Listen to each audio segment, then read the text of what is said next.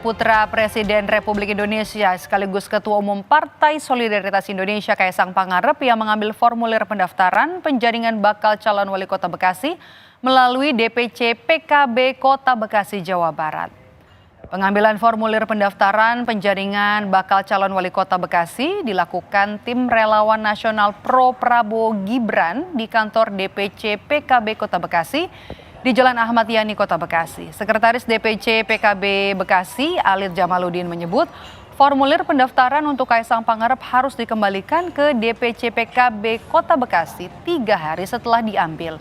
Walaupun formulir diambil bukan oleh Ketua PSI, namun DPC PKB Kota Bekasi berharap Gibran akan mengembalikan langsung formulir sebagai bentuk keseriusan dalam kontestasi, atau maksud kami, Kaisang akan mengembalikan langsung formulir sebagai bentuk keseriusan dalam kontestasi Pilkada Wali Kota Bekasi.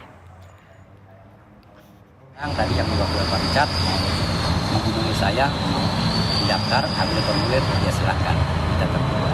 Kalaupun nanti mana aturan yang sudah kita tetapkan, ya sebenarnya bahwa kalaupun yang mengambil itu bukan yang bersangkutan langsung, paling tidak yang nanti pas pada saat pengembalian itu harus bersangkutan. Dan kita berharap Kaisang kalau toh memang serius niat maju di